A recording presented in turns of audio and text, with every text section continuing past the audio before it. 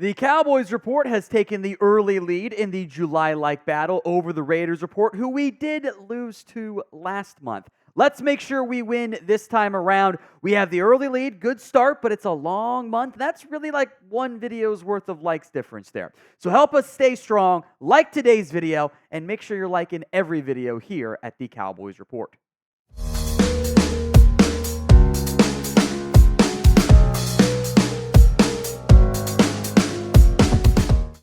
We're going to begin with latest once again on CeeDee Lamb. Yesterday's report that we broke down pretty in depth was that Lamb going to request a trade if the Cowboys don't agree to meet his contractual demands, or contractual demands if I want to say it properly.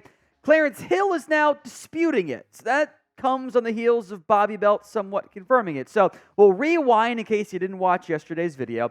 Pretty Ricky, who we'll go more in depth on, has a really good track record this offseason of getting things right. He said that CeeDee Lamb will request to be traded if the Cowboys don't offer him a new contract worth at least $32 million per year. He wants to be at least the second highest paid wide receiver in the NFL. Now, Clarence Hill has followed up with this. This was late last night, saying, first of all, it will take more than 32 to sign him. Everything else is BS. Now, what I think Clarence Hill meant was that the trade request part was BS, because obviously, in this scenario, Lamb does want to at least be the highest paid wide receiver. The lack of actual information beyond saying no, I wish would have been followed up on. We'll go more in depth on that. Now, Bobby Belt did tweet this out not long after Ricky's report. I know this tweet is making the rounds among Cowboys fans, whether it's true. I won't speak to any trade request, but I do believe that $32 million figure is the exact salary floor that CeeDee's camp is holding to. So we are in the conflicting report stage here. One constant is that at minimum it's going to be $32 million. Maybe it's more, maybe it's not. I do have some disappointment in what Clarence Hill said. If you, as you kind of imply, know what the actual asking price is, why not say it? Why not say, oh, it's going to cost more than $32 million? Well, what is it? No response. If it's not $32 million minimum, then what is the actual contractual ask? Is it 33? Is it 34? Does he want to be paid more than Justin Jefferson? Where are we actually at here? Because right now I got two that say $32 million minimum. Two is greater than one, right? So why not drop the actual info if you seemingly have it? If it's because you don't want to burn a source, okay, it's fine. It's fine. But you have it and not saying it, I think you should say it. So what are your thoughts on that original CeeDee Lamb report? I get maybe potential concern over it. Are you buying or selling the truthiness of it all? B for buy, S for sell. It is the pinned comment on today's show. So if the ad comes on YouTube, take advantage of it. Head down there and let me know. Now, I do trust Ricky's track record. He has been really good this offseason, which we'll get more in depth in a moment. But I totally get any concern and doubt. It's a guy with Spuds McKenzie as his profile picture. No one really knows who he is. It's social media. It's not like there's great trust in media these days anyway. I totally get the concern, the doubt. But he's been really good this offseason. Not perfect, but he nailed the Trevor Lawrence deal early. He got the Justin Jefferson deal. He got the Jared Goff deal done so right that Schefter said a deal wasn't imminent, and then a deal happened, which is, I think, pretty damn noteworthy there. Got the Amon-Ra St. Brown deal right. Got the Brian Burns trade details and the contract details way in advance. All these were broken, if not days before, hours before the big insiders got him. Had the Calvin Ridley stunner in advance. Tyler Boyd, Odell Beckham. Now, not perfect. He didn't have a very good draft track record, by the way. Had a couple big misses there. Did not get the Snead trade properly. And had the right Devin White money, wrong team. So not 100%. It's a lot of big hits there for a guy that no one knows who it is. In the end, and my main point, all of this can be rendered meaningless by simply paying your superstar wide receiver. I can't believe I've had to have arguments online with people saying, CeeDee Lamb's not good. Get it done. What are we doing here, guys? He literally had the most dominant season in Cowboys history among wide receivers. Nobody put up the production that he did. Not any of all these Hall of Fame receivers. Lamb was the greatest one. Not Dez, not Irving, not Pearson. Lamb dominated. So get the deal done ASAP. We shouldn't have to reach this stage of, like, in an ideal world, you get the deal done, there was no trade request. There are no more excuses. When the Jefferson deal came down, that deal should have been done within a week later. This should have been the Dez Bryant, Demaryius Thomas thing that may or not have been collusion to get the same deals done within like a half hour of each other. It shouldn't have been hard. And yet, here we are in July, and there's no CeeDee Lamb deal done. It's an embarrassment. It is an embarrassment. Now, we will have Cowboys training camp videos, hopefully which feature CeeDee Lamb out there on the field day one.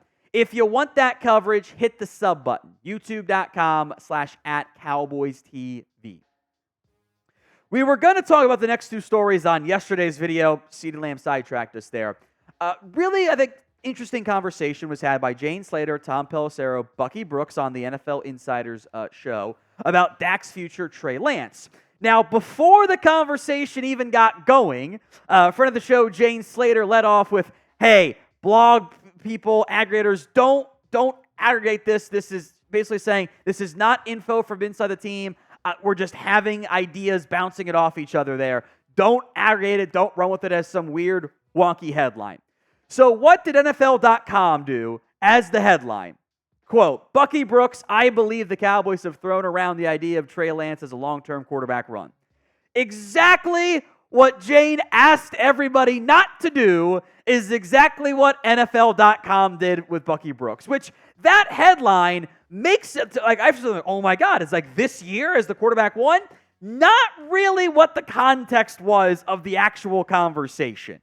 It was about figuring out what Dak's going to be, what Lance is going to be when there is so much uncertainty there.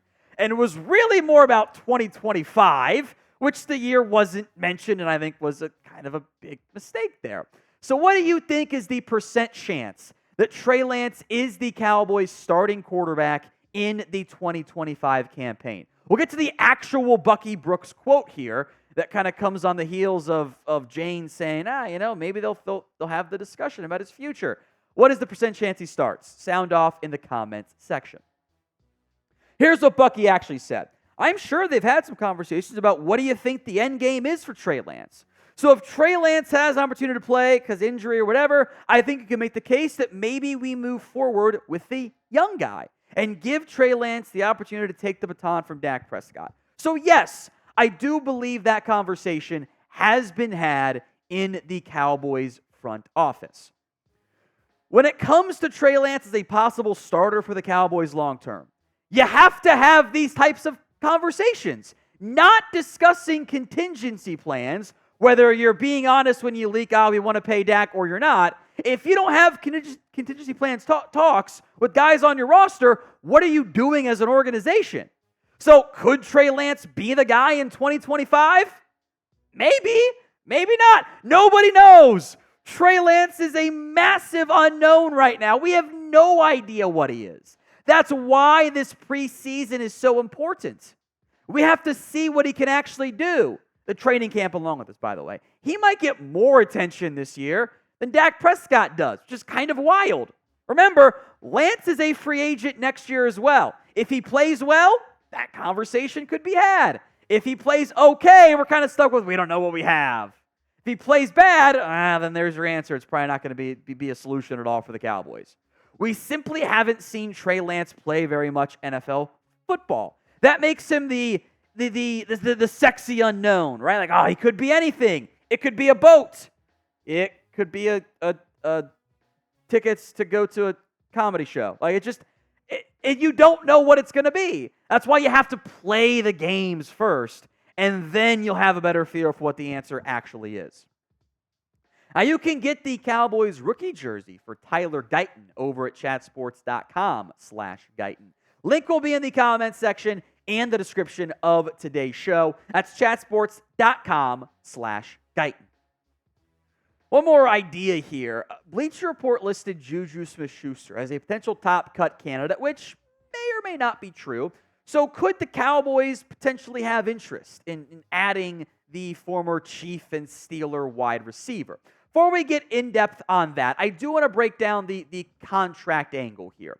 JuJu has a $10.28 million cap hit this year, a little bit less in 2025 because they thought they might have to restructure it. They did not because he was bad. He's got $7 million in guaranteed money. So the Patriots save less than $70,000 if they cut him. They save a lot more with a trade. Who wants to pay? And actually, it's $8 million you would owe him. $7 million is guaranteed if you trade for him. No one's paying $8 million to trade for JuJu Smith-Schuster right now. The only way you cut him is if you think there's a better player on your roster you have to put on that team. JuJu was a nightmare last year for New England. That offense was terrible, and it was really the run game at times was fine. The passing game was a nightmare. The quarterback was terrible. The receivers weren't getting open. The pass blocking had issues. But he had 900 yards back in 2022. Could he be your wide receiver 3? Maybe. My issue is I do think JuJu wants to spend time in the slot. That's where he's at his best. He's not a game-breaking, dynamic playmaker, but he gets open and he's a reliable possession player. If you get the good version of JuJu Smith-Schuster, you probably have interest, right? If you get the last year's version, why do you want him? So would you sign JuJu Smith-Schuster? Y for yes, N for no. Go ahead and get those answers in for me. Where else but the comment section of today's show? Y for yes, N for no.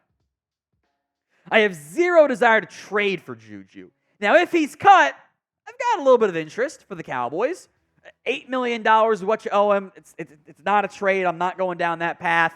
It'd be, I would assume, the vet minimum, because there's probably offset language in his deal, so you're not going to pay him anything if you do have to sign him via cut. So a vet minimum offer would make sense if you think there's still stuff left in the tank. And that's my main concern. I worry there's not much left in the tank for JuJu Smith-Schuster. So whether he's cut or not, or if you want him or not, either way I'm keeping my expectations low. And I'm like, maybe you get vet minimum, 400, 500 yards out of him in the hypothetical scenario he ends up coming available. What is worth mentioning was this quote. Years ago from JuJu Smith-Schuster on Dak Prescott. They were doing some 7-Eleven sponsorship filming at the Star, and JuJu said he's a great quarterback. Catching balls from in a facility like this, I wouldn't mind it. The Steelers are still working on trying to get out of the wooden locker rooms. So at what point there was interest from JuJu? Is there still some? We'll find out if and when he ends up getting cut.